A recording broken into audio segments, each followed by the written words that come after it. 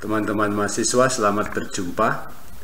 Kita akan bersama-sama mendalami kuliah Ekaristi pekan yang ke-14 ini. Ya. Tema kita adalah devosi Ekaristi. Pada buku Ekaristi yang menjadi buku pegangan kita itu pada bab 8, ya. Jadi kita fokus pada kali ini mengenai devosi Ekaristi. Sejarah devosi Ekaristi sebenarnya sejak awal mula ketika Tuhan Yesus itu meminta para rasul dan para murid untuk merayakan Ekaristi sesudah kebangkitannya, tentu saja sejak awal gereja yang merayakan Ekaristi untuk mengenangkan wafat dan kebangkitan Tuhan Yesus itu sudah sangat menghormat dan bersujud menyembah kepada Tuhan yang hadir dalam Ekaristi. Jadi devosi Ekaristi itu sudah ada sejak awal ketika gereja merayakan Ekaristi. Penghormatan kepada Tuhan yang hadir dalam Ekaristi itu sudah sejak awal. Maka dibedakan dalam teologi antara sikap batin yang hormat menyembah kepada Tuhan dalam Ekaristi yang sudah ada di sejak gereja perdana, dan berbagai bentuk devosi Ekaristi yang baru muncul pada abad ke-12. Latar belakang munculnya bentuk-bentuk devosi Ekaristi, bagaimana bentuk devosi Ekaristi itu tumbuh dan berkembang. Kalau melihat zaman sebelumnya, pada zaman patristik misalnya, itu sudah cukup banyak tulisan mengenai Ekaristi, bahwa dalam rupa roti dan anggur sungguh hadir tubuh dan darah Kristus secara nyata. Itu sudah diimani secara dengan sendirinya, sesuatu yang sudah diterima, sesuatu yang diakui, diimani oleh seluruh gereja. Nah, baru kemudian ketika ada pertengkaran atau pertikaian Ekaristi, khususnya sejak abad ke-9, itu antara Paschasius Radbertus dan Ratramnus, ya, berselisih paham mengenai apakah yang hadir dalam rupa roti itu sungguh-sungguh Kristus, atau seperti dikatakan oleh Paschasius Radbertus, kalau yang hadir dalam rupa roti itu realisme, dalam pengertian seluruh Yesus itu hadir dalam arti Yesus seperti waktu di Palestina. Jadi seperti dagingnya Kristus ketika dia masih hidup sebelum wafat. Ini tentang oleh Ratramnus, yang lebih menunjukkan bahwa yang hadir dalam rupa roti itu sungguh-sungguh Kristus, tetapi dalam bentuk simbol, tekanan pada simbolisme. Tapi yang bikin geger gereja adalah Berenarius abad 11 yang menolak dan menyangkal realis presensia, kehadiran Kristus dalam rupa roti dan anggur. Itu ditolak oleh Berenarius. Tentu saja ini bikin merekitek atau bikin marah gereja. Maka dia dikutuk, bahkan disuruh ke Roma untuk mengakui realisme presensia itu. Tapi ya dasar Berenarius sudah orang brengsek, artinya tidak mau percaya, ya dia kembali ya menolak lagi. Nah, sebagai tanggapan, efek, dampak, atau sebagai reaksi lah lebih tepat ya, dari para pemimpin gereja dan umat beriman adalah mereka semakin menekankan realis presensia dengan menghormati sakramen Maha Kudus. Bahwa sakramen Maha Kudus itu sungguh-sungguh Kristus yang hadir. Nah, ini menumbuhkan juga bentuk devosi Ekaristi yang subur. Terasingnya umat dari liturgi resmi gereja, seperti dalam misa kudus, karena pakai bahasa Latin, yang ngurus misa juga hanya kaum klerikal, klerus, maka umat itu nggak tahu apa-apa tentang liturgi. Maka mereka juga lalu tidak terlibat dan tidak tertarik. Dan paham kesalahan waktu itu, rasa yang semakin berdosa dan tidak pantas maka orang juga semakin biasa dengan komuni mata atau komuni batin, sesuatu yang mungkin pada masa pandemi ini juga menjadi biasa. Tetapi tentu saja komuni batin, komuni mata, komuni rohani itu bukan ideal, tidak ideal. Yang benar adalah komuni sakramental, menerima roti anggur atau menerima hosti suci dalam rangka misa yang langsung di gereja. Kemudian kita lanjutkan dengan perkembangan devosi Ekaristi. Devosi Ekaristi ini marak pada abad pertengahan, jadi sejak abad 12 itu ya. Tapi dikritik dan ditolak oleh reformasi. Ingat ya, dalam kuliah kita bahwa reformasi, Luther dan teman-teman menolak kehadiran Kristus sesudah perayaan Ekaristi. Mereka hanya mengakui, khususnya Luther, mengakui kehadiran Kristus res presensia sejauh disantap in usu, tapi tidak ekstra usum. Padahal devosi Ekaristi ini kan mengandaikan pengakuan kehadiran Kristus di luar misa atau ekstra usum. Itu ya. Didukung penuh oleh Konsili Trente, devosi Ekaristi ini. Lalu abad ke-17 ke-18 berkembang pesat. Bahkan pada waktu itu, termasuk abad 19, muncul berbagai kongregasi yang menempatkan devosi Ekaristi sebagai pusat spiritualitas. Jadi munculnya imam, bruder, suster yang memusatkan hidupnya, mengabdikan dirinya pada adorasi, pada devosi, itu muncul pada waktu itu. Sampai hari ini masih ada.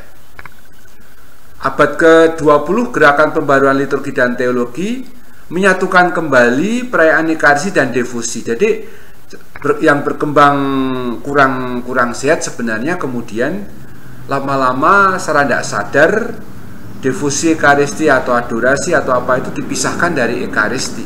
Padahal Ekaristi itu induknya ya. Lalu juga komuni mendapat tempat lagi sebagai komuni sakramental yang penting. Kemudian Konsili Vatikan kedua meneguhkan gerakan pembaruan liturgi, termasuk tetap mendukung tentang devosi ini. Tetapi pasca Vatikan kedua ada macam-macam sebab, salah satunya ya penafsiran teolog yang sedikit terpengaruh oleh Protestan, tekanan pada makan ya, tekanan pada soal menyambut sakramen, terimalah dan makanlah. Lalu untuk sembahlah itu tidak dihayati, maka cukup banyak orang yang meninggalkan devosi Ekaristi. Sampai hari ini saya punya kesan cukup banyak imam juga, bruder suster, yang tidak terlalu ambil pusing dengan devosi karena menekankan yang penting Ekaristi. Mungkin kalian para frater juga begitu ya. Nah, ini sebenarnya pandangan yang tidak pas, karena ini tradisi suci yang sungguh sangat didukung oleh magisterium. Paus Yohanes Paulus kedua misalnya menggalakkan lagi.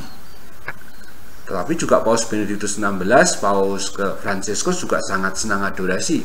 Ingat loh ya, Paus Fransiskus itu pernah sharing kalau setiap hari dia adorasi 1 jam. Biasanya jam 7 malam sampai jam 8 malam. Dan dia mengatakan, saya lebih suka lagi adalah adorasi setiap hari. Itu. Kemudian teologinya. Sebelum teologi kita berbicara dulu ya, anjuran kuat ajaran gereja. Paus Paulus ke-6 misalnya, ya juga sudah menjadi santo ya, Santo Paulus ke-6, juga sangat getol sebenarnya untuk mengajak umat berdevosi kepada sakramen Maha Kudus, agar umat rajin visitasi kepada Ekaristi Maha Kudus setiap hari. Bahkan dia pernah mengatakan cara yang paling baik untuk menjadi suci adalah rajin dan dekat dengan sakramen Maha Kudus yang adalah Tuhan Yesus Kristus sendiri yang hadir. Paus Yohanes Paulus kedua pernah mengatakan penghormatan kepada Ekaristi di luar misa merupakan harta tak ternilai harganya untuk hidup gereja dalam Ecclesia de Eucharistia. Sedangkan Paus Benediktus ke-16 dalam Sacramentum Caritatis mengatakan, marilah melaksanakan adorasi Ekaristi, dan bila mungkin malah diadakan adorasi Ekaristi abadi. Syukur pada Tuhan, di beberapa keuskupan di Indonesia termasuk KAS, Surabaya pasti ya, Jakarta juga ada, di banyak tempat itu sudah memiliki kapel adorasi Ekaristi abadi. Di Flores juga ya, bahkan ada suster SSPS yang mengabdikan untuk adorasi Ekaristi abadi. Teologinya, teologi devosi Ekaristi. Saya melihat dari 5 segi ya, segi kristologis, syukur atas Kristus dan karya penebusannya. Jadi kalau kita melakukan devosi Ekaristi, adorasi dan seterusnya, kita sedang bersyukur atas Kristus dan karya penebusannya. Dalam Ekaristi itu saya terima, tetapi dalam adorasi atau devosi itu saya perdalam, saya perpanjang. Seperti sapi itu ya, nggayemi, memamah biak. Jadi sungguh-sungguh menikmati penebusan Kristus. Segi eklesiologis, bersama seluruh gereja yang mengimani kehadiran Kristus dalam Ekaristi. Jadi harus dikatakan bahwa memang bersama seluruh gereja kita juga berdevosi Ekaristi, mengimani kehadiran Kristus dalam Ekaristi. Dan devosi ini juga ikut mempersatukan gereja, karena seluruh orang kudus pun hadir. Lalu segi liturgis, devosi Ekaristi tidak terpisahkan dengan perayaan Ekaristi.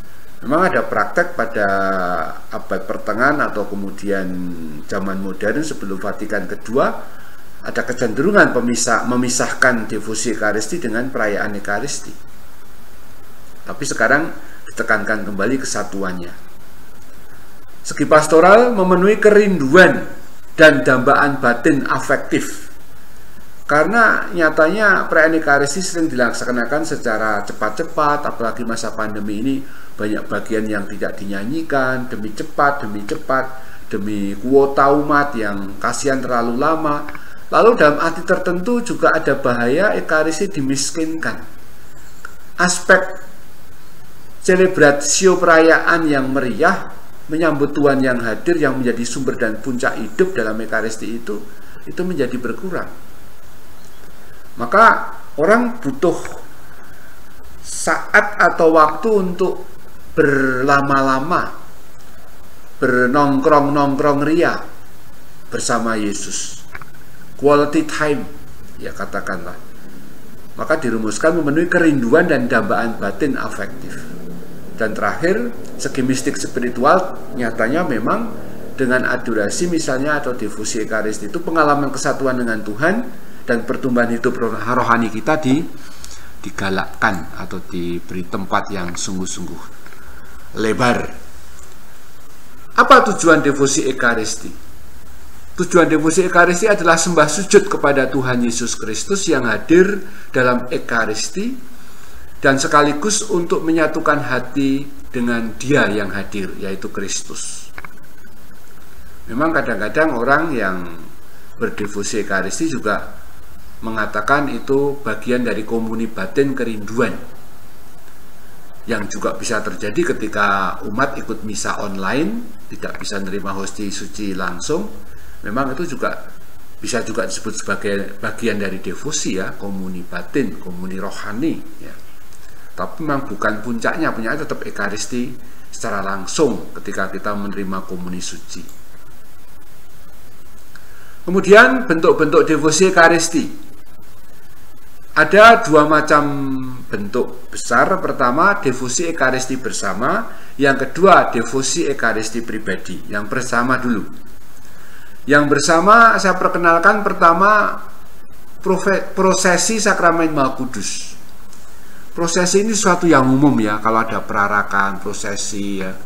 Bahkan kalau itu orang Jogja itu juga mengadakan prosesi pusaka ya. Jadi ada saat kita biasa prosesi itu ada banyak di banyak tempat. Sedangkan prosesi sakramen Maha Kudus itu sejak abad ke-14. Tujuannya mengungkapkan kesaksian iman dan hormat bakti kepada sakramen Maha Kudus. Untuk ketentuannya tolong lihat halaman 423 dan sampai 424 di buku Ekaristi yang menjadi buku wajib kita ya. Misalnya kalau itu loh, hari Kamis Putih itu kan juga ada prosesi ya, tapi dengan siburi. Karena Kamis Putih itu sebenarnya upacara peraraan itu sebenarnya lebih menunjuk pada upacara pemindahan sakramen dari tabernakel ke tempat yang akan kita mengadakan tuguran, menemani Yesus yang menderita, khususnya yang sedang berdoa di Getsemani untuk Kamis Putih malam. Bentuk yang kedua adalah adorasi Ekaristi dan pemberkatan dengan sakramen Maha Kudus. Orang juga sering mengatakannya sebagai sembah sujud kepada sakramen Maha Kudus, SMK ya, sakramen Maha Kudus. Sejak abad ke-14 di negara-negara bahasa Jerman, Hungaria, Polandia, lalu Eropa umumnya itu berkembang. Tapi kemudian berkembang ke tempat umum yang lain juga ya. Pada abad ke-16 muncul devosi 40 jam. Dan kemudian bahkan ada adorasi Ekaristi abadi. Muncul pula pemberkatan dengan sakramen Maha Kudus sejak abad ke-14 ya. Jadi sambil adorasi, lalu imam memberkati dengan sakramen Maha Kudus, memberkati umat. Diakon tertahbis sudah boleh memberkati umat dengan sakramen Maha Kudus. Kalau pro diakon tidak boleh. Suster, bruder, frater tidak boleh, karena dalam hal ini harus mereka yang sudah ditahbiskan pemberkatan itu. Ya. Untuk ketentuan lihat sendiri di buku. Kongres Ekaristi, ini pertemuan umat beriman tingkat nasional dan internasional untuk mendalami dan mengadakan praktek devosi Ekaristi. Kongres Ekaristi tingkat keuskupan sudah diadakan di Keuskupan Agung Semarang. Bahkan sudah 3 kali, yang keempat nih belum jadi karena kemarin pandemi kemarin, padahal sebelumnya sudah ada rencana, tapi kemudian ditunda ya. Beberapa keuskupan lain juga mengadakan ya. Saya dengar Malang ini akan mengadakan mulai Juni nanti. Sejak abad ke-19 atas inisiatif Martha Tamisir ya, perempuan awam, itu diadakan Kongres Ekaristi, yaitu untuk mendalami dan mengadakan praktek devosi Ekaristi bersama-sama sambil menggali kekayaan Ekaristi dan dampaknya bagi hidup sehari-hari, bahkan dampak sosialnya. Pertama kali tahun 1881 di Lille, Prancis. Semula 2 tahun sekali, lalu 3 tahun sekali, kini 4 tahun sekali. Dan ketentuannya lihat di buku halaman 429. Lalu yang kedua, bentuk besar yang kedua atau bentuk pokok yang kedua tadi devosi Ekaristi bersama. Ya, ada prosesi, ada adorasi dan pemberkatan dengan sakramen Maha Kudus, dan yang ketiga kongregasi. Sekarang Kongres Ekaristi, sekarang devosi Ekaristi pribadi. Ada 2 macam sebenarnya yang biasa kita lakukan, yaitu doa syukur sesudah misa kudus. Doa syukur sesudah menerima komuni. Biasanya kan kita habis komuni itu terus berdoa toh. Nah, itu termasuk bagian dari doa Ekaristi, devosi Ekaristi pribadi. Maka sebaiknya kalau selesai misa jangan langsung pulang, doa dulu. Kecuali saya tuh sering kalau habis misa langsung kembali, karena memang saya punya jam adorasi sendiri, bahkan 1 jam setiap hari ya. Yang kedua, visitasi atau visitatio sanctissimi, berkembang sejak abad ke-12 juga, praktek yang amat bagus dan perlu teratur dilakukan. Ini di konvek-konvek saya kira biasanya diadakan. Tapi saya amati tidak semua romo dan frater itu suka visitasi. Sayang ya. Kalau waktu di Mertoyudan seminari menengah itu biasanya malah bagus praktek ini. Tidak tahu sudah jadi frater kok podo kendur. Apa karena nggak ada waktu, padahal itu bisa cuma 2 atau 3 menit loh ya. 3 menit aja udah lama itu. 1 menit, 2 menit lah. Cukup. Di Presbyterium Ordinis jelas mendesak para imam untuk suka visitasi, pertemuan rutin dengan Tuhan yang hadir dalam sakramen Maha Kudus. Dan memang Paus ke-6 menganjurkan umat rajin untuk visitasi. Ketentuan ada di halaman 433 di buku kita, buku wajib. Sedikit mengenai tata cara adorasi Ekaristi, karena cukup bebas untuk dibuat. Prakteknya termasuk kalau doa pribadi, itu prinsipnya sudah ada pentahtan. Lalu adorasi sembah sujud yang terdiri atas bacaan kitab suci, doa-doa, nyanyian-nyanyian, homili renungan singkat, waktu hening secukupnya. Ini kalau bersama ya. Kalau pribadi ya cukup tanda salib lalu sujud ya. Lalu bisa merenungkan apa, entah kitab suci, entah apa ya, dan doa-doa pribadi. Jangan lupa boleh juga doa rosario, karena rosario itu sebenarnya bernilai kristologis. Pada anjuran apostolik Paulus ke-6 tahun 74 Marialis Cultus, beliau juga sudah mengatakan bahwa rosario itu bernilai atau berciri kristologis pula ya. Dia katakan pada nomor 46, karena berdasarkan Injil yang berpusat pada misteri penjelmaan yang menebus, maka doa rosario adalah doa dengan orientasi kristologis yang jelas ya. Pemberkatan didahului dengan Tantum Ergo ya, Tantum Ergo dulu baru pemberkatan, doa singkat itu. Lalu sudahnya doa terpujilah Allah, bisa dinyanyikan. Lalu pengembalian sakramen Maha Kudus ke tabernakel, kecuali berlanjut ya, maka ganti orang. Terakhir, bagaimana penghayatan difusi Ekaristi yang sehat? Ada 3 patokan. Patokan yang pertama adalah mengungkapkan iman yang sehat dan seimbang sesuai dengan iman dan tradisi gereja. Jadi kalau misalnya orang adorasi begitu senang, begitu mantap, begitu rajin, tapi lalu dia nggak pernah ikut misa, lebih puas beradorasi di kapel daripada ikut misa, nah ini nggak sehat, nggak benar itu. Harus perayaan Ekaristi itu yang utama, tapi kemudian diperdalam, dilanjutkan dengan adorasi, begitu. Bukan mengganti. Yang kedua, membawa kepada pengalaman mistik. Pengalaman mistik adalah arti kesatuan dengan Allah. Lalu pada gilirannya juga, kalau kesatuan dengan Allah juga kesatuan kasihnya kepada sesama. Terakhir yang ketiga, mendorong keperwujudan iman dalam hidup sehari-hari. Orang yang suka adorasi mestinya adalah orang yang sangat dijiwai oleh kasih Tuhan yang telah mengorbankan hidupnya di atas altar, dihormati, disembah dalam adorasi. Maka sekarang pada gilirannya orang-orang yang beradorasi atau berdevosi itu ganti menghadirkan kasih Tuhan dalam hidupnya sehari-hari. Kalau orang rajin misa, rajin adorasi, tapi hidupnya penuh dengan kedengkian, kata-kata kasar, iri hati dan seterusnya, wah itu nggak cocok ya. Mestinya ini sebuah penghayatan yang utuh ya. Saya kira bahannya selesai, saudara-saudara. Terima kasih untuk seluruh acara kita, sudah kita lalui 1 semester, baik kelas A maupun kelas B. Saya ucapkan selamat persiapan, baca baik-baik dan dipelajari dengan baik-baik. Itu apa yang namanya kisi-kisi ya, kisi-kisi.